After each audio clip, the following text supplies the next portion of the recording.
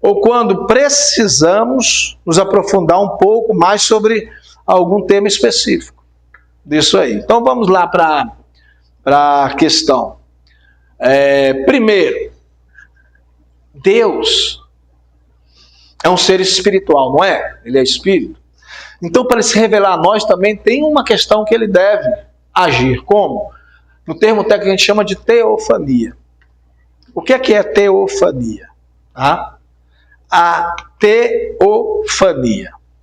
Teofania é quando Deus se apresenta a nós visivelmente.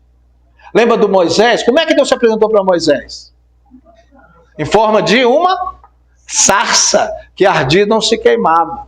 Obrigado, Lidiane. Você é benção demais. Obrigado, gente. Desculpa, viu? Me perdoe mesmo. Mas vamos lá, vamos adiante. Vamos pegar pelo menos esse resto de aula aqui. Tá?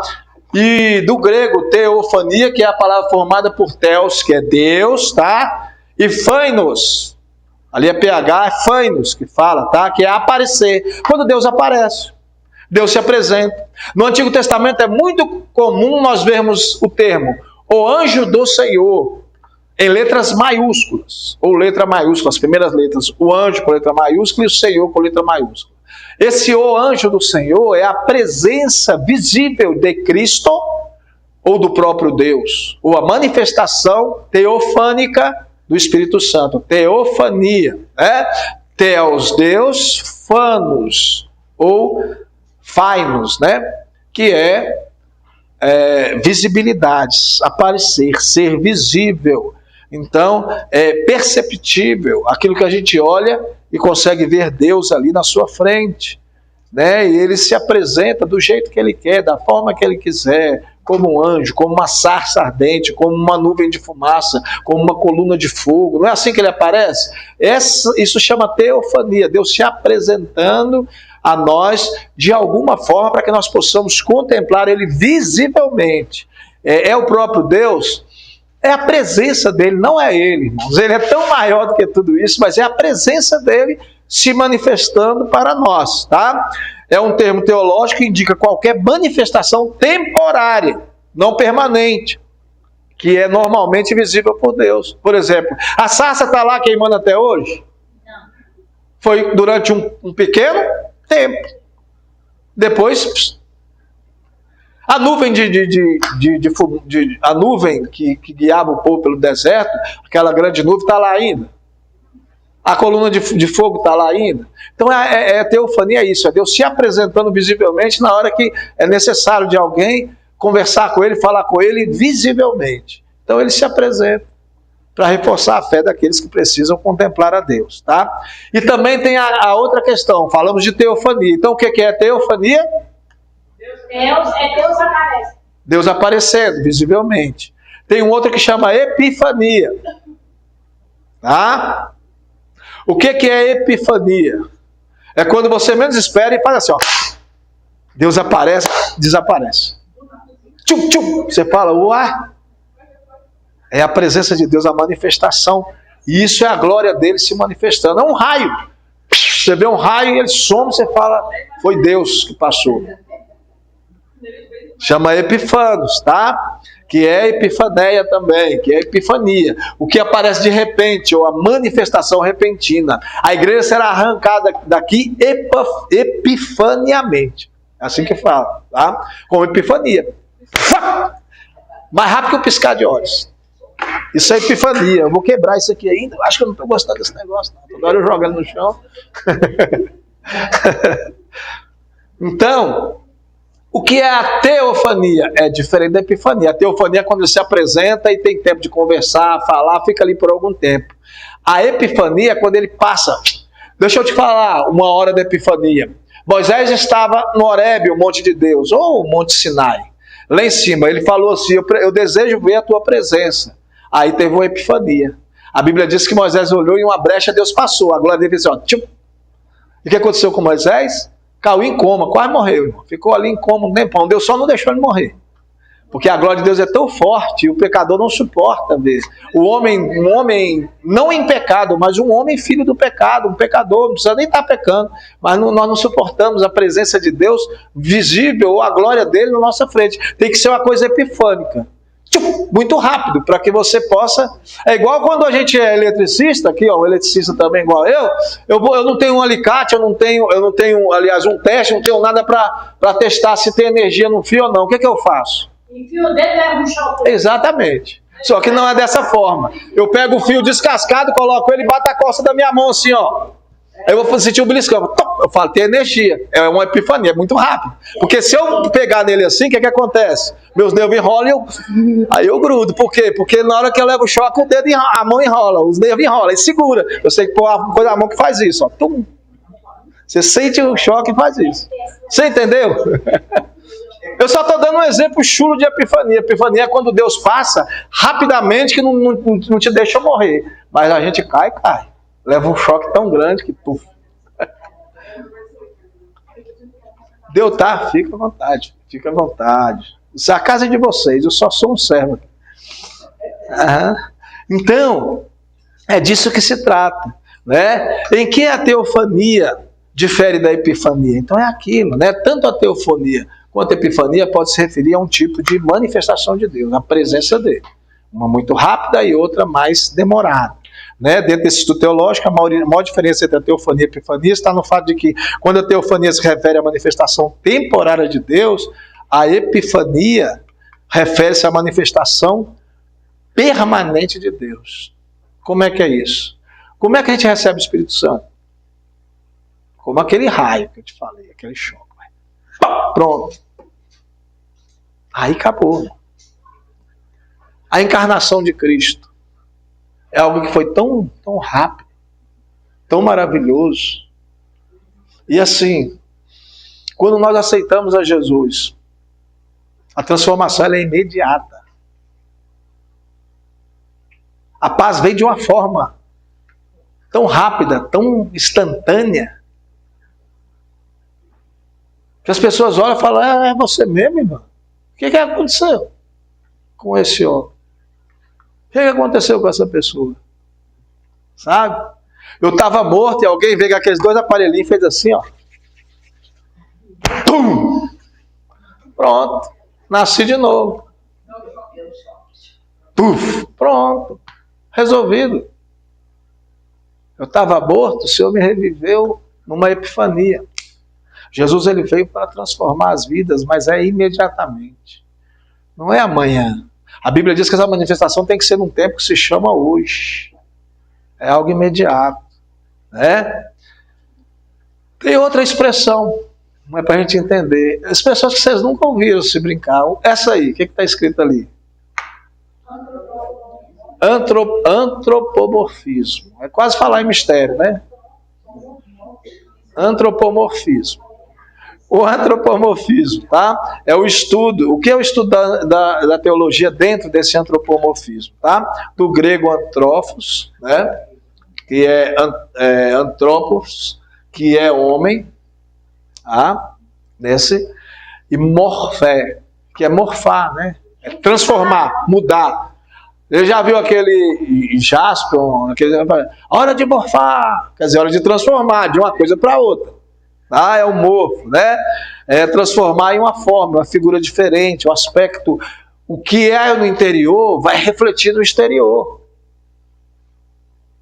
Quando nós andamos pela rua e damos de cara com a casca de banana no chão, o que tinha dentro da casca?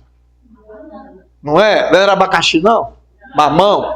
Então, o que existe no interior vai transformar o exterior. E as pessoas vão reconhecer através da sua aparência o que você tem dentro. Refletir a glória de Deus é mostrar o que vocês têm dentro de você. E tem gente aí que não mudou nada, irmão. Veio para a igreja, saiu para a igreja, mas entra e sai da mesma forma. Você olha e fala assim, isso aí não mudou não. Mas tem outros que vêm, quando sai, as pessoas falam, é você mesmo. Está diferente. Mudou tudo. Né? Então significa literalmente, de forma humana, é a ideia de que Deus tem algumas espécies de formato similar à anatomia humana também. Primeiro, ele habita em nós, mora em nós. E segundo, se Deus é Deus, eu tenho certeza que olhando para cada um de vocês eu consigo contemplar Deus na vida de cada um. Sabe por quê? Porque você é imagem e você é semelhança. Nós somos imagem e semelhança. Tá? Então vamos para uma forma mais direta. Eu estou aqui só dando glória aqui, enquanto a outra escreve ali. Eu gosto de... Mas guarda. Eu vou guardando aqui. Guarda. Porque assim, você fala com as suas palavras, eu vou colocando no meu entendimento. Muito bem. Tá? Então vamos lá. O antropomorfismo aparece comumente no Antigo Testamento, não no Novo. Tá? Aparece também no Novo, mas não da mesma intensidade. Né? Porque ali Deus é apresentado no Antigo Testamento de algumas formas. Primeiro, forma humana. De forma humana. Êxodo 13:15, Números 12:8, né? Fala dos pés, das mãos, do olho de Deus. Vai falar das formas humanas de Deus. Viu o olho de Deus, Moisés, ele consegue contemplar. Daquilo que eu estava falando de Moisés, é aí no capítulo 15, no capítulo 12 de Números, 15 de Êxodo e 12 de Números. Né? Em Gênesis, lá no capítulo 3, por exemplo, Deus vai falar das mãos de Deus. Contemplar as mãos. Então são formas humanas que Deus aparece. Até que um dia ele veio em forma humana completa. O nome dele é Jesus Cristo. Aleluia. Né? Jeremias fala do coração de Deus. O salmista fala dos rins. Dos rins. É brincadeira? Mas só que, claro, que é alegoria, né? E além atribuímos a Deus algumas qualidades, tá? De emoções humanas, como amor, como alegria, como tristeza. Onde fala que Deus se entristece? Não entristeçais o Espírito Santo, o Espírito não é Deus? Então fala que Deus também se entristece. Tá? A ira de Deus, Deus se ira, se irrita. Deus ama, Deus alegra. Deus também não só ajunta, mas ele também afasta. Tem tudo isso na Bíblia. Tá? São alguns sentimentos humanos que mostramos que Deus tem, embora Deus seja Espírito. Mas os sentimentos de Deus estão em nós porque ele soprou esse sentimento dentro de nós, através do seu Espírito. Tá bom? Glória seja dada ao nome do Senhor. Você está bem, Samuel? Graças a Deus. É considerado um arrependimento quando Deus ele falou que Jeremias ia morrer. É Jeremias? Não. Ezequias. Sim, aí depois ele se arrependeu, deu bastante. Não. Ele não se arrependeu, não. Deus não se arrependeu, não. Vamos lá no começo do que eu falei. Lá no começo. Deus, ele está fora do tempo. O tempo para Deus não significa nada. Mas ele morreu? Não. Ezequias morreu.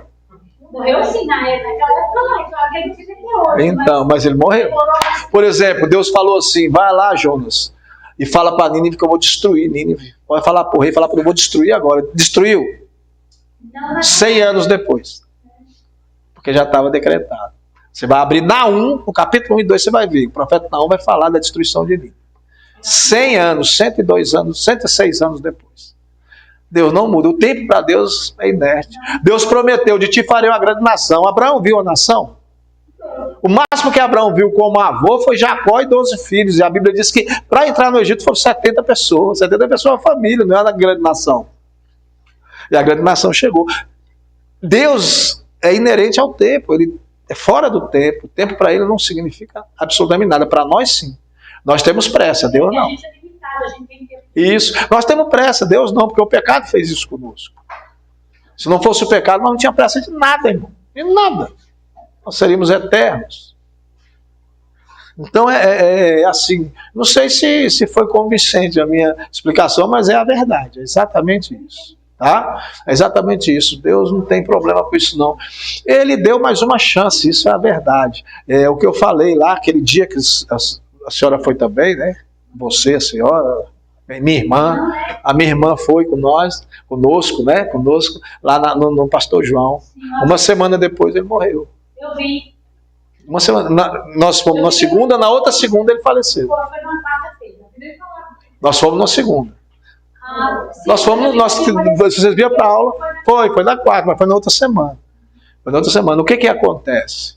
Né? Nós fomos lá e eu falei para ele, vou estar aqui testemunhando, mas eu falei para ele quando eu fiquei com ele no hospital, eu falei, pastor João, o senhor está tendo uma oportunidade ímpar, que quase muita gente não tem essa oportunidade. O senhor já sabe que Deus vai te levar. O senhor não vai viver mais. Mas Deus te deu a oportunidade de se apegar ainda mais a Ele, se arrepender de alguma coisa que ficou para trás e chegar limpinho no céu. Porque se eu tenho alguma coisa, eu saio daqui agora, por exemplo, eu tenho tanta coisa para me arrepender e pedir perdão, irmão, aí sai ali fora, o cara vai me assaltar, dar um tiro na minha cabeça, que oportunidade que eu tive. Mas Ezequias, e aí eu vou aí, Ezequias, Deus levantou o profeta e falou, vai lá, mas isso foi porque Deus não precisava de levantar o profeta, não falar nada para ele não, era só matar ele. Porque Deus é que mata. Aí Deus falou assim, vai lá, profeta, e fala para Ezequias, eu vou te levar hoje esperando a reação dele. Qual foi a reação dele? A Bíblia diz que ele virou para a parede, nem se levantou, virou para a parede, chorou muitíssimo e falou, Deus, ainda não, eu preciso fazer uma ação e tal. E Deus falou assim, tudo bem, vou te dar a oportunidade. O que é que ele fez com a oportunidade desses 15 anos? Entregou todo o reino para o inimigo, mostrou o que tinha, ele desperdiçou, os 15 anos não adiantou nada, Deus deu a oportunidade, o homem desperdiçou. Embora ele foi um dos reis mais fiéis a Deus, porque ele era exatamente um segundo Davi, ele era bem parecido com Davi, é o mais parecido com Davi que tinha, mesmo assim, ainda falhou com Deus no final. Então Deus dá uma oportunidade, às vezes, para uma pessoa, de falar, olha, você não vai viver mais do que essa semana, não. Por quê? Qual foi a palavra de Deus para Ezequias?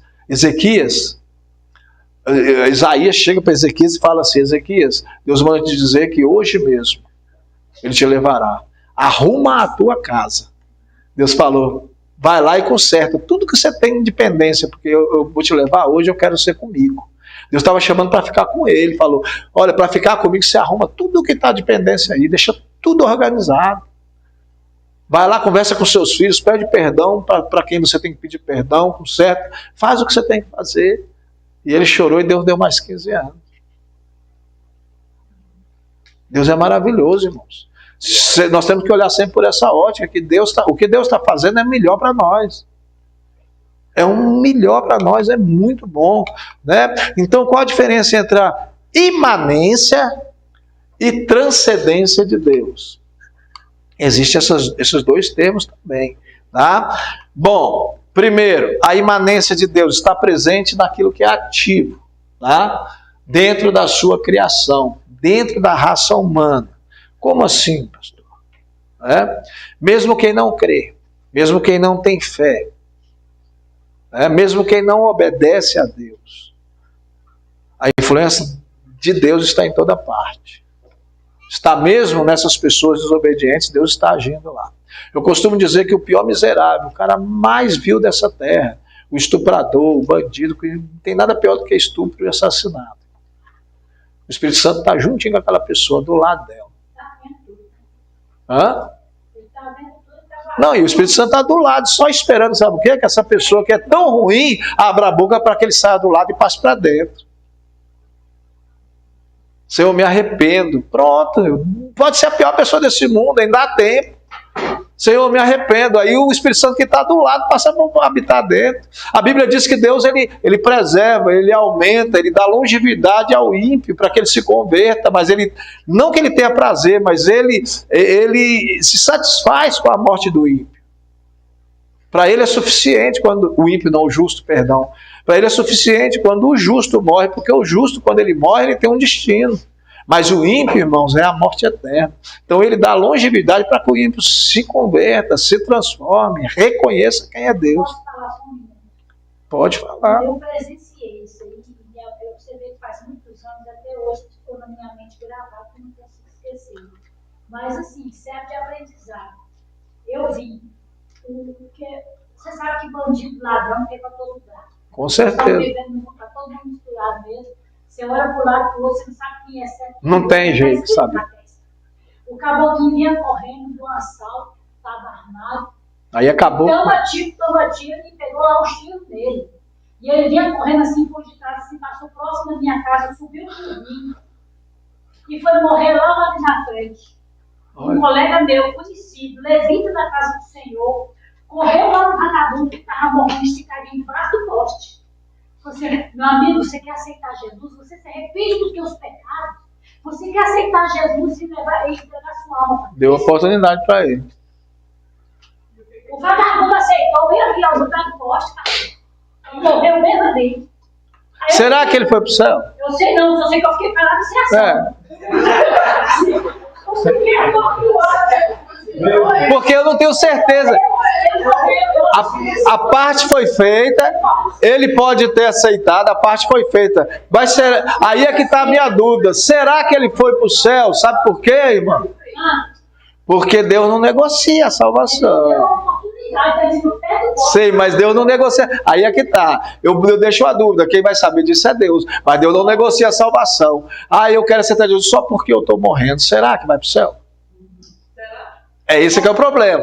Tá? O ladrão na cruz, ele teve a oportunidade, ele não tinha morrido ainda, e ele pediu perdão para Jesus e ainda pregou para o outro. Falou assim: olha, você não sabe o que você está falando não, viu? Esse homem aí é justo, mas nós merecemos estar aqui. Esse aí teve oportunidade, esse aí pode ser. Mas eu não sei. Agora, a nossa parte nós temos que fazer. Aquele moribundo que está lá, cuspindo sangue, não consegue nem falar, tem na consciência, eu não sei. Ele pode ser alcançado por Deus, sim.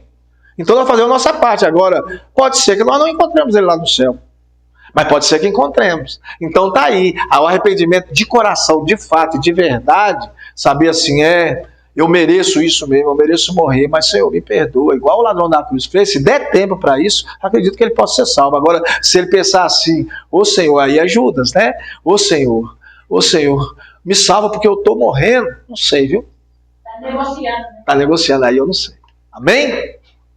Você concorda ou não comigo? Tá? É um pensamento meu, irmãos. Porque isso não cabe a mim nem a você. A salvação ela pertence a Deus. Nós não sabemos quem vai estar lá ou quem não vai estar. E é uma surpresa muito grande a gente chegar lá, viu? Vai ser uma surpresa muito grande a gente conseguir chegar lá. Eu sei que a gente tem convicção de que estamos salvos. Não somos. Porque o amanhã pertence a Deus. Mas que nós estamos salvos agora, nós temos convicção. Mas para nós chegarmos lá, irmão, se Jesus não vier agora e nos levar, nós não formos para lá agora, com essa convicção, amanhã eu não sei não, viu? Nós podemos ir para o inferno. Então, a Bíblia diz, olha, guarda o que tu tem. Aquele que está de pé, cuide para que não caia. Continua firme.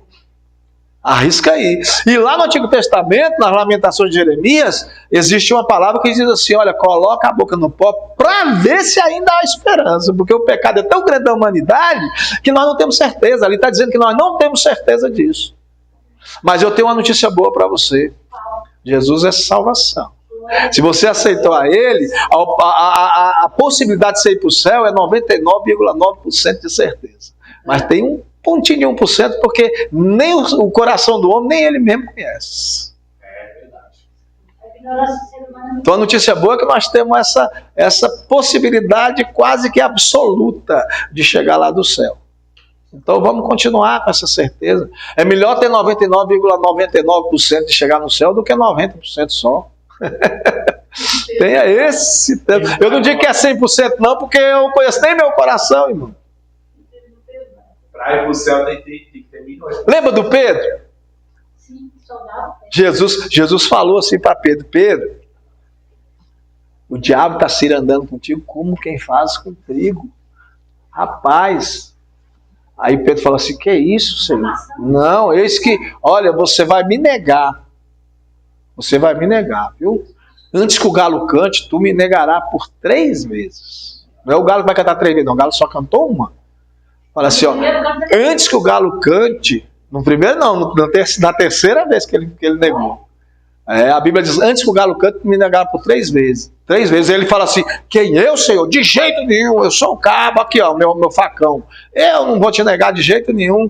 Irmão, apareceu uma mulher com uma vassoura varrendo a rua. Varrendo ali na frente da estalagem, disse que ela estava lá e falou assim, olha lá, aquele é um deles. Ele, eu não, é um deles. Ele, não, eu não sou não. Aí a Bíblia diz que vem um outro camarada andando e fala assim, é sim, ele é um deles. Ele, eu não sou não. Aí o soldado fala, tu és um deles sim. Negou 3 vezes, não sou eu, é o galo. Cucurucucu. É assim, é. Pronto. Aí foi a hora que ele falou assim, gente. Aí ele lembrou, falou, olha, viu, irmã? Ele lembrou, falou assim, eu neguei, neguei e neguei. E o galo cantou, igual Jesus falou. E a Bíblia diz que ele caiu em pranto e em choro. Ele conhecia o coração dele, ele não falou isso por jogar a boca para fora, não. Ele falou assim, eu sou caba-macho, rapaz, não te nego de jeito nenhum, pode botar a faca no meu pescoço que eu não te nego. Bastou 3 pessoas falar, ninguém ameaçou ele com faca de morte, de nada, só foi falar e ele negou. Você conhece seu coração de verdade? Esse é o problema, nós somos provados todo dia, viu? Todo dia. Pois é, a imanência de Deus significa que Deus faz grande parte da sua obra por intermédio de meios naturais, da ciência, daquilo que acontece no dia a dia. Ele fala através de uma criança, ele faz isso. Não se restringe a só milagres, não. Coisas naturais, abre uma porta. Deus fala através de livramento. De livramento, de tudo isso, irmãos. Tá? Ele chega a usar pessoas descrentes, comuns, como Ciro. Ele diz, meu servo Ciro, meu ungido. Uma vez, eu já contei isso, que eu via do Residencial Paraíso, eu pastoreava lá, irmão, uma lama naquele Residencial Paraíso, não tinha aquelas calçadas, nada, era uma lama terrível. Eu pastoreava lá, e um dia eu descendo na chuva, irmão, de noite, de pé, eu não tinha dinheiro para pagar o ônibus, eu descendo lá de noite. Aí passei ali naquele canal lanche ali, do lado da igreja católica, aquele negocinho que hoje é carne de sol ali.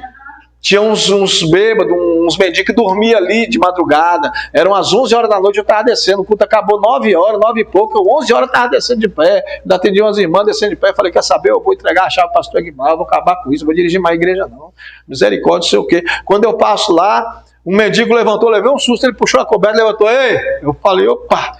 Tem um dinheirinho aí? Eu falei, tem não. Ó, desse jeito, Deus mandou te dizer, ó, não desiste não, viu? Não para. Eu falei, quê? Rapaz, eu caí em choro e vim chorando lá até aqui. Eita glória. A Lidiane lembra daquele tempo. A Lidiane era membro lá comigo, naquela lama, naquele negócio. O pessoal quebrava os vidros, jogava pedra, ela era na igreja. Era um negócio terrível aquilo ali, irmão. Uma luta. Tinha a Lidiane mora lá. Ela foi membro lá quando eu pastoreava. Ela me ajudava muito lá, me ajuda até hoje. Graças a Deus, acabou de ajudar com um negócio aqui da live. Ela lembra, tinha uma mulher lá, que ela era como se fosse um condomínio ali, ela comandava ali, ela via dizendo daquela igreja lá, falando mal, e fazia reunião, e queria acabar com a igreja. Era um negócio complicado, irmão. Ali não era fácil não, e eu disse, falou, quer saber? E os crentes, irmão, os crentes, tinha uns que eu vou te contar, viu? Era uma benção, era uma benção. Então, era um negócio abençoado, tá? Ele chamava de meu ungido a esse Ciro. Tá? Isso aí era a imanência, mas aí a transcendência. O que é a transcendência? Esse significado de transcendência é que Deus não é limitado, ele transcende, ele vai além dos limites do nosso pensamento, da nossa vida.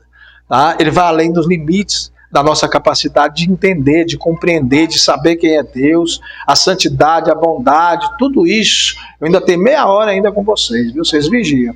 Manda esse povo parar de te chamar aí. Para de chamar aí, né? Então, irmãos, a santidade vai além. A santidade, irmãos, ela faz isso. A verdade, a revelação de Deus, o conhecimento, o poder é infinitamente maior que qualquer coisa natural do ser humano e qualquer coisa que aconteça, que venha.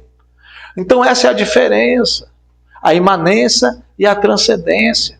Deus, ele transcende, ele vai além, ele é mais do que qualquer uma dessas coisas, tá? Então nós vamos falar dessas doutrinas de Deus. O que Deus ensina? Porque a doutrina é ensinar. O que Deus nos ensina? Porque a palavra de Deus já mostrou que ela ensina como nos comportar, como proceder, como ser diante de Deus, diante de Deus. Agora, o que Deus ensina a respeito da nossa fé? Aí é que é. Nós vimos na primeira aula a bibliologia, de como a Bíblia mostra o nosso comportamento e faz com que ele seja, né? Aí Deus, Tito diz assim, tu, porém, fala o que convém à sã doutrina, a doutrina sã, curada, a doutrina que é aquela que é perfeita, tá? Então as doutrinas, nós falamos isso, eu vou fazer para nós inculcarmos, botar na mente, né? Significa o ensino normativo, terminantemente, como a regra de fé e prática. É a palavra, tá? Ela é a nossa regra de fé e prática. Então vamos lá esse gráfico aqui, Tá? A origem das doutrinas. As doutrinas, elas são a doutrina de Deus, a doutrina do homem e a doutrina do diabo. A Bíblia mostra essas três doutrinas. Aquilo que Deus ensina, aquilo que o homem acha que sabe e aquilo que o diabo faz para seduzir as pessoas. Tudo isso é ensinamento que precisamos ter, tá? Em nossas vidas. Tem ali alguns versículos, eu não vou ler para ganhar tempo. Depois você pode até buscá-lo, mas tudo vai falar sobre isso. Qual a importância de termos essas doutrinas em nossa vida? Tá? Nenhum furo. Isso aí é... Lembra do filme As Bruxas de Salem? Sim. Pronto, elas falaram isso. Essas bruxas falaram isso dentro do filme. Nenhum furo na teologia ou no conhecimento de Deus pode ser considerado pequeno. Nada que venha da Bíblia pode ser considerado pequeno. Nada vez nada. Não, isso aqui é coisa do homem. Isso aqui é só nada que tem na Bíblia, nem uma palavra, porque a Bíblia ela não contém a palavra de Deus. Já falei isso. Ela é o quê? Ela é a própria palavra. Então, nada que tenha nela é fora de Deus. Tudo aqui é Deus. É o verbo vivo, é a palavra viva. Ela é viva porque ela é a nossa prática de fé. É o manual da nossa prática de fé. Nós devemos praticar a palavra. Tá? Olha a diferença entre doutrina e costume. Doutrina não é costume. Os costumes precisam, sim. Os bons costumes, eles devem ser respeitados através da obediência àquele que é líder espiritual sobre a nossa vida. Por exemplo, o pastor Egmar vai falar sobre uso e costume na igreja, eu tenho que obedecer esse uso e costume. A regra da obediência é a melhor coisa que tem. Lá na igreja do Ivan, como é que é o nome do seu pastor? Eu me esqueço. Carlos Eduardo, o que ele traz como ensinamento fora da Bíblia, dentro da igreja, tem que ser respeitado, desde que não seja pecado. Nós temos que obedecer, isso é obediência. Então, o que é? A doutrina, ela é algo de Deus, é divina, vem de Deus. O costume é humano, eles mudam. O que é a doutrina é imutável. Desde Gênesis até Apocalipse não vai mudar, pecado sempre será pecado. Os costumes, eles mudam. Eles mudam. Samuel e Ivan com manga de camisa aí, ó. Há 40, 50 anos atrás, você entrar dentro da igreja disso, o pastor manda voltar e botar uma blusa de manga comprida e botou até aqui. Mudou o costume? Mudou. Mas Deus mudou? Não. E é indecente? Não. Era no passado, hoje não é mais. E não é mesmo. Não tem nada demais isso. Nosso pastor mandava botar saia de costura. A doutrina, ela é universal. O que quer dizer? Em qualquer país, em qualquer lugar, onde tiver um crente, a doutrina ela vai ser a mesma. O ensinamento bíblico é o mesmo. O costume ele é local.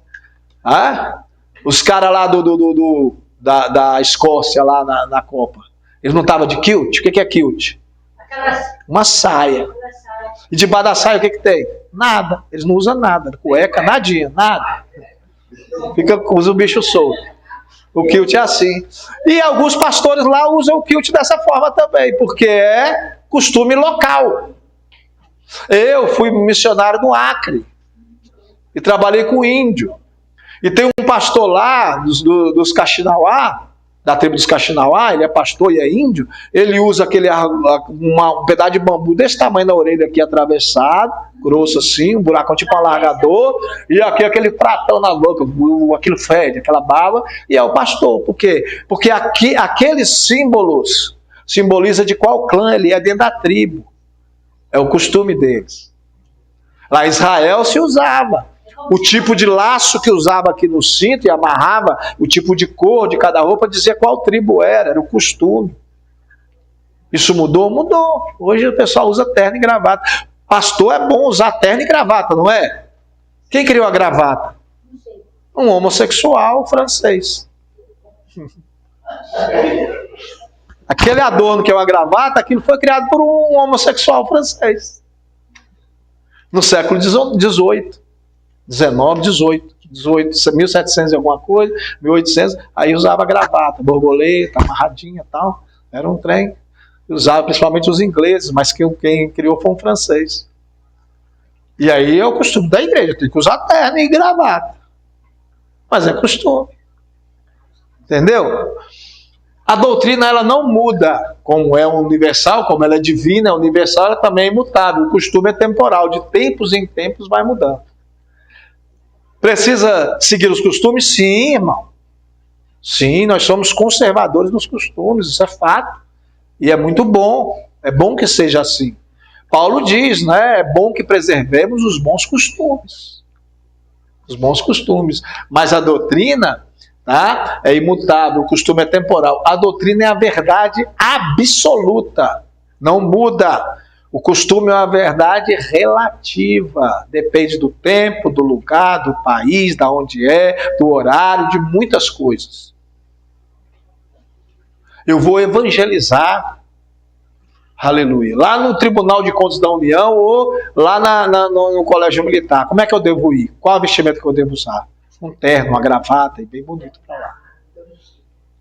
Eu vou evangelizar, irmãos, no dia do jogo, na entrada do Bezerrão ali. Como é que eu tenho que ir? A camisa do Gama, tal, com o panfletinho na mão, para que as pessoas cheguem a mim. Sim ou não? Claro que eu não vou evangelizar no carnaval, que ali já é festa da carne, é outra coisa. Mas um jogo de futebol não é adorando nenhum Deus, tá? É diferente. Eu não gosto desse negócio de evangelizar no carnaval, igual muitas igrejas vão. Eu não acho assim, eu não acho ético. Lá tem carnaval dentro da igreja, mas eu não acho ético. Tá errado? Não sei, irmão. Eu não sei. Eu não faria, só isso. Não estou dizendo que está certo ou errado, eu só estou falando que eu não faria. Agora eu vou evangelizar lá na praia, como é que eu tenho que ir, irmão? Chinela havaiana, um bermudão até o joelho, uma camiseta fresquinha, e lá evangelizar o povo da praia. Eu vou de terno e gravata na praia evangelizar? É sério? É sério isso? Você entendeu? Então eu estou falando de quê? Que o costume, ele pode ser uma verdade relativa a respeito de cada lugar, do que você vai fazer. Mas a doutrina, ela é uma verdade absoluta, ela não vai mudar. Ela não vai mudar em tempo nenhum, em hora nenhuma. Tá? Olha aqui, você usa brinco e você usa barba, e aí? O menino me perguntou aqui, o Paulo, você já vai falar para ele. O Paulo me perguntou aqui, pastor, eu vi um crente ali com brinco, com um homem, o que você acha? Eu falei, eu não acho nada, eu não usaria, mas a Bíblia fala que o servo fiel tem a orelha furada, e aí? O que eu vou brigar com isso? Eu não vou brigar com isso não, irmão, deixa ele, é ele e Deus. Eu não faria, eu tenho vergonha, mas quem não tem vergonha, irmão, se o Espírito Santo não incomoda, irmão, fica tranquilo, se você é crente, lê toda a palavra, faz tudo, o Espírito Santo não te incomodou, eu não acredito que seja pecado não. Me perdoe, mas acredito que não, porque o Espírito Santo, ele avisa do pecado, ele nos confronta. Justamente a esposa do Paulo, daquela primeira esposa dele, sim, eu sei. Ela era vizinha minha, aí eu trabalho de salão, Nossa. aí ela pediu para fazer luz no cabelo dela. Olha aí. Eu fiz luz no cabelo dela. Na época nós congregávamos com o pastor Alex. Ele falou, nós hoje. Ih, eu não duvido não. Eu lembro do Alex. Sabe por que a radicalidade do Alex, irmão? Porque ele foi evangelizado e foi tirado do presídio. Quem prendeu ele foi o pastor Caleb. Era da Polícia Civil. E ele se tornou radical demais porque ele veio de um negócio bem pesado. Eu sei o testemunho do Cabral lá, que você é meu amigo até hoje. Eu sei o testemunho dele. Então ele era bem radical. A esposa dele morreu lá na Igreja do Monte, lá em cima, quando ele pastoreava lá em cima, Solange. Eu tinha pregado lá uns 3 dias antes. E depois ela faleceu. Foi 2 vezes já acontece isso. Deixa eu pregar na sua igreja não, irmão. Eu preguei lá no DVO, no domingo, na segunda-feira a pastora morreu. O Alex também. Deus é bom, né? O pastor Natan, a esposa dele. Aleluia. Ela foi em pastor, o pessoal estava comentando que ela tinha sido arrebatada. Ela morreu no altar, no altar. Pressão, né? Explodiu o coração dela. É igual a irmã Sandra lá no DVO também, foi o coração dela pipocou. Do nada assim, Deus falou, vem. Não fala, Deus fala, vem. Quem é que segura, irmão? Vem pra cá. Só fica a carcaça aqui. O resto vai embora, só a carcaça que fica. Não tem o que fazer não. Tá? O costume, tá? O dicionarista. Cara, igual esses caras que escrevem dicionário aí, né? Adriano Gamacuri definiu a palavra costume como uso prática habitual, modo de proceder, característica, particularidade, prática jurídica ou religiosa não escrita, quer dizer, não está na Bíblia e nem nos costumes, mas é uma ética que eles colocam e é necessária, baseada no uso, moda, traje característico ou adequado para aquele lugar, para aquele tempo. É exatamente isso. Então o costume não é algo bíblico. A Bíblia diz o seguinte: o homem tem que se vestir como homem e a mulher como mulher e se portar com decência. Só isso. Não diz que é para usar calça, deixar de usar calça, ficar. Não... É só isso. Fala que tem que se vestir decentemente. Tá? Eu não estou fazendo apologia ao pecado, nada disso não, irmãos. Eu estou ensinando Bíblia. Tá? Se quiser falar alguma coisa, fala. Se quiser achar diferente, ache. Não tem problema nenhum. Mas eu estou ensinando Bíblia. Não deixa não, irmão. Deixa eu chegar de bermudão lá para evangelizar. Entro nada. Entro não, irmão. De jeito nenhum. E outra, vai lá no presídio evangelizar. Você só ainda se for de... Até a cueca tem que ser branca agora, tudo. Chinelo, havaiana, branco. Não pode botar tênis, nada. Tudo branco. Cima e embaixo. Tudo branco. Não entra de outro jeito, não. Então é isso, tá? No Novo Testamento, a palavra mais usada para a doutrina é didática, quer dizer, ensino, né? É ensino. Didática em grego é ensino, que fala exatamente dessa doutrina, de ensinar. Segundo o teólogo Claudionor Correia de Andrade, doutrina é a exposição sistemática e lógica das verdades extraídas da Bíblia, visando o aperfeiçoamento espiritual do crente. Doutrina, portanto, é o resultado de um ensino teológico adotado por uma denominação ou uma religião. Tá? Classificação das doutrinas bíblicas falando de Deus. Primeiro, a doutrina da salvação, né? Soteriologia, que se chama, nós vamos falar dela. Tá? Sotero quer dizer salvador. Tá? Logia, estudo da salvação. Né? Por isso que quem nasce na Bahia é baiano, quem nasce em Salvador, capital da Bahia, é soteropolitano. Então é por causa de sotero, que é salvação. Eu estava vendo a última aula que eu assisti, sim. Falou sobre isso.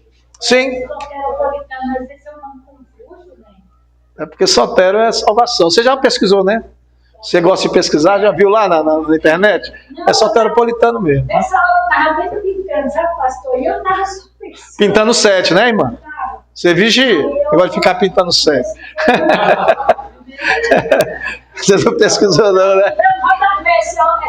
Eu vi lá, ficou bonita a casa. Está pintando a casa inteira, isso é benção. Então a doutrina da fé também, né, fala disso, né? Fide, que é fé, né? Faz parte das 5 solas, né? A fé é uma das solas. E a doutrina das coisas futuras, que é escatos, ou escatologia, aquilo que vem no futuro, aquilo que vai acontecer no final dos tempos. Então, é através disso, tá? Deus, isso é uma das doutrinas mais difíceis de você incorporar em algumas denominações. A trindade de Deus. O Deus Trino. A teologia ou a doutrina da trindade, Pai, Filho e Espírito Santo, é muito difícil, porque nós temos muitas denominações evangélicas que são chamadas de igrejas, como é que fala? Unicistas. O unicismo quer dizer o seguinte: só existe um Deus e não um trino. Tá? No Antigo Testamento era Deus, depois Jesus e agora o Espírito Santo. Um substituiu o outro. Não. Absolutamente não. De forma nenhuma. Nós temos 3 pessoas em um só Deus. 3 personalidades em um só Deus. Não tem como ser diferente, não. Não tem como ser isso mudar. Pastor, posso perguntar uma coisa, senhor? Claro.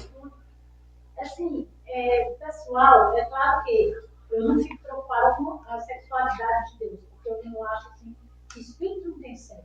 Exatamente. Agora o pessoal como tá antes. falando, tem um povo aí, sei lá, Não. dizendo que Deus é mulher. Mãe, Deus, mãe. Deus não é homem não, gente. Deus não é mulher também não, pelo amor de Deus. Deus é espírito. Entra na cabeça isso? Deus não é homem, não é mulher. Deus é espírito, pelo amor de Deus. Eu tenho um filme chamado Acabando. A cabana é uma negona. Desculpa o termo aqui, não é fazer racismo, mas é uma negona que é Deus, uma preta. A palavra americana é preta, se chama de preta. A pessoa negra é preta. Ela é Deus. Nada contra. Deus é preto, Deus é branco, Deus é amarelo, Deus é vermelho. Deus é Deus, Deus é espírito, Deus é homem, Deus é mulher, Deus é menino, Deus é adulto, Deus é espírito, irmãos. Você não pode limitar Deus. Não pode limitar Deus a um sexo, pelo amor de Deus. Pelo amor dele, né? Não dá para limitar Deus. Isso é limitar Deus. Deus é ilimitado. Nós estamos aprendendo isso hoje. Não tem como limitar Deus a nada, irmãos. Para. Que coisa. Então vamos lá. É isso que vocês querem saber? Olha lá o próximo slide. Poxa, Deus é Espírito infinito, eterno, imutável, seu ser, sabedoria, poder, santidade, justiça, bondade e verdade. É Ele. Não é mulher, não é homem, não é nada disso. Ele é sabedoria. Ele é verdade. Antes de haver princípio, Ele é. Deus é o que conhece o amanhã desde ontem. Deus, Ele é. Ele é e pronto, acabou, não tem o que saber. Ele é, olha o que Ele é. Ele é infinito, Ele é eterno, Ele é imutável, Ele é sábio, Ele é santo, Ele é justo, Ele é bom, Ele é verdade. E Ele é caminho. E Ele é suficiente. Ele é onipotente, Ele é onipresente. Os atributos de Deus é que nós vamos ver dentro da sua existência. A existência de Deus vai mostrar seus atributos, tá? Primeiro, Deus cosmológico, dentro do cosmos. O que é cosmos? Todo o universo, todo o universo, o cosmos, o mundo e o universo é feito e exige uma casa adequada, que a única suficiente é Deus. Deus está além do universo, de tudo como eu falei, e Ele fez todas essas coisas. Essas coisas são inerentes a Ele, são feitas por Ele, subjugadas a Ele, e Ele domina e controla tudo porque Ele fez. Um Deus teológico, quer dizer, teos, palavra grega telos, fim, né? O universo não apenas prova a existência de Deus, tá? Mas indica a existência de um planejador, que fora do universo, fora de tudo, o planejou, como está em Romanos 1, do 18 ao 20. Há um propósito que nós observamos, tá? No universo, que indica a existência de Deus como seu planejador. Até um buraco negro é algo complexo, que suga tudo, que faz as coisas desaparecerem, é muito complexo. E Deus está além disso aí, tá? Antropos, homem, o Deus antropológico. A palavra antropos quer dizer homem, já que o homem é um ser moral, é um ser intelectual, como está dito ali, tá? Deve ser um criador e também que seja moral. E deve ter, né, um criador que seja moral e inteligente, tá? Que seja bem inteligente. E essa natureza moral de Deus traz algumas coisas instintivas dentro da religião que liga o homem a Deus. Primeiro, a consciência vai ligar o homem a Deus. Outro ponto é aquilo que é natural, da natureza. O homem é natural de Deus. Então, se ele é natural de Deus, o espírito volta para Deus. Vai buscar Deus. Vai ter o desejo de Deus. Vai ter o desejo de entender quem é esse Deus. Tá? E dentro disso, nós temos a parte que é a nossa alma. A alma é a sede dos sentimentos de Deus, emocional, dentro do homem, que vai questionar, que vai argumentar, que vai procurar a existência desse Deus. Para que nós possamos, dentro dessa existência, compreender algo concernente a esse Deus, tá? E outra coisa, é a ortodoxia, né? O Deus ontológico. A palavra ontológico quer dizer sempre existiu. É a existência dele, né? O homem tem a ideia inerente de um ser perfeito. Esta é a ideia da natural que mostra esse conceito, né, da existência de Deus.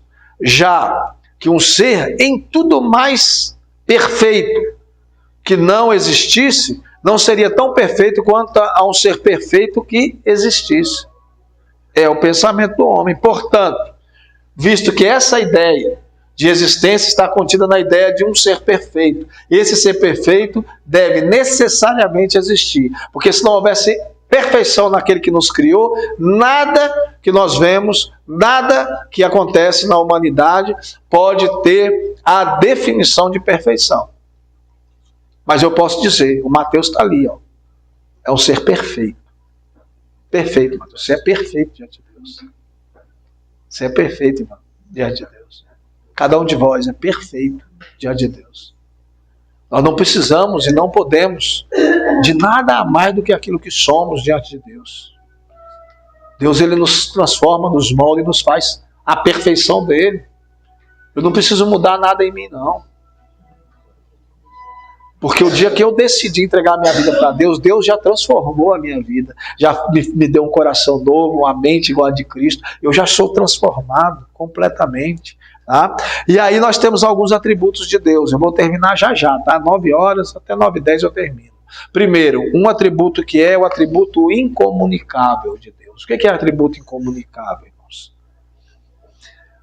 Os atributos incomunicáveis de Deus é aquilo que faz com que Deus, aqueles atributos que de Deus eles não vão mudar, nunca.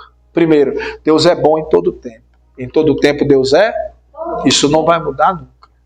A bondade de Deus, ela é algo que nunca vai mudar, de forma nenhuma. É incomunicável, isso é inegociável. Comunicável quer dizer inegociável, não dá para mudar.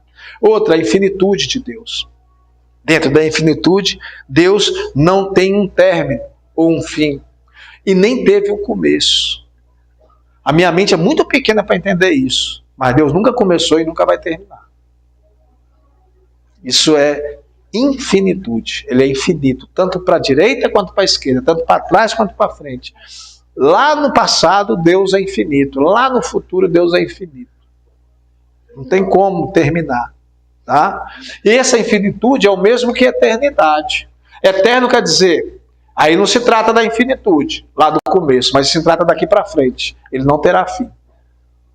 Então, a eternidade, ele é eterno. Jamais terminará. Deus não está sujeito à sucessão do tempo, porque ele criou o próprio tempo. Como é que ele pode ter fim se ele criou o tempo? Ele que fez o tempo, como é que ele vai terminar? Ele está inerente, ele é fora, o tempo está aqui, ele está aqui, ó. Ele não está aqui dentro do tempo igual nós estamos dentro do tempo. Nosso tempo é de 70 até 80, passou disso é fadiga e cansaço, a Bíblia nos dá um limite de 120 anos, mas Deus não, ele criou o tempo. Ele está fora do tempo. E esse Deus que criou o tempo ainda deu 1000 anos para o homem no início. O homem pecou tanto que Deus deu 120 depois. Já baixou um pouco? Eu acho que baixou foi muito. Viu? Ainda tem um pouco aí de vida que deve ser. Eita, glória a Deus. O pastor João, João Rodrigues, ele mora lá na 33 do leste, atrás da Universal ali, embaixo ali, na esquina. Pai do Bidel, do Salles, que corta cabelo ali, dos meninos, ele está com 104. Mas eles fizeram o aniversário de 101 agora, mas ele é 104. Diz que eles tiveram que aumentar a idade dele para ele casar. Aumentaram para 104 para ele casar. Antigamente só registrava os meninos depois de 5, 6 anos de nascido. De que 5, 6, é com 20, 18 para ele servir o exército. O cara tinha 22 anos, registrava ele com 18 para ele servir o exército, e ao contrário também. A vez tinha 16 anos, 17, já era matuto da roça, mas precisava casar e não dava, punha registrar ele com 18, 19, não tinha registro. Registra com 20 anos esse menino, ele tem 16, mas registra com 20, porque ele tem que casar. Era assim que funcionava. Há 100 anos atrás, 80 anos atrás, 90 anos atrás. Então, quer dizer, as pessoas de 100 anos hoje, com certeza não tem 100 anos, tem outra idade. Porque há 100 anos atrás, quando ele nasceu, com certeza não foi registrado no dia que nasceu, de jeito nenhum, nem no ano. E olha lá, mas vamos lá. Então, para a gente correr, tá? A eternidade é o significado de Deus não está sujeito à sucessão do tempo. O problema seria o tempo irreal para Deus? Não. Ele reconhece a continuidade dos acontecimentos, mas todos os acontecimentos passados, presentes e futuros são igualmente vividos por ele. Porque Deus, ele vive um tempo kairos, que é presente, passado e futuro. Kairos é o tempo da infinitude de Deus, o tempo que Deus vive na eternidade. Além desse tempo, esse tempo é o kairos é chamado de o tempo de eternidade de Deus, aonde ele está fora desse tempo agora. Kairos é isso? Kairos é grego, é É o tempo espiritual. Lá em cima não tem esse. E a imutabilidade de Deus significa que Deus, na natureza prática, ele não muda. Ele não fica velho, não fica novo, não muda, não tem nada disso. É onipresença. Deus está em todos os lugares ao mesmo tempo. É diferente do diabo, que tem muita velocidade. Se o demônio está aqui agora, daqui um segundo ele está no Japão. Ele é rápido para se mover, mas ele não está aqui no Japão ao mesmo tempo. Deus não, Deus está aqui, está lá na lua, no sol, está no mais profundo dos abismos, no mais alto do céu, está em todos os lugares ao mesmo tempo. É diferente, é bem diferente, tá? Está em todo lugar, em todas as coisas. A onisciência, tá? São atributos incomunicáveis de Deus, tá? Onisciência, onipresença e onipotência, isso aí não muda e o homem não adquire isso aí, tá? A onisciência, Deus conhece todas as coisas, reais e possíveis. Mas ele nos dá a liberdade de mudar a trajetória do caminho, mas não o final dele. A trajetória ele muda. Depende de nós. Eu penso assim, acredito assim, leio assim. Embora tenha outras denominações que pensam um pouco diferente, elas não estão erradas não. Mas eu penso diferente, tá? A onipotência. Deus é onipotente, significa que ele possui todo o poder no céu e na terra. Não tem como nós terminarmos com isso. Atributos incomunicáveis. Semana que vem nós vamos falar dos atributos comunicáveis, que o homem também tem. E esses todos aqui atrás, a imutabilidade, a onipresença, a eternidade, o homem não tem. Unidade, infinitude, o homem não tem. São incomunicáveis, que só Deus tem, mas ninguém tem. Tá? Só Deus tem. Os comunicáveis, justiça, amor, esse Deus tem e o homem também. Então vamos falar dos comunicáveis na próxima semana, amém? E continuar isso aí, que Deus abençoe e guarde. São 21h05. Eu ia até 21h30, mas não vou não. Deixa para a semana que vem, para você não ficar cansado de mim, tá? Mais uma vez me perdoe você de casa, que eu não liguei. A semana que vem eu vou ligar esse fio desse microfone aqui e você vai ter o som aí, em nome de Jesus. Glória a Deus. Vou colocar, é porque foi tanta coisa hoje, correria, eu nunca me esqueço, mas hoje... Vamos ficar em pé em nome de Jesus. Você que está em casa também, nós vamos concluir o nosso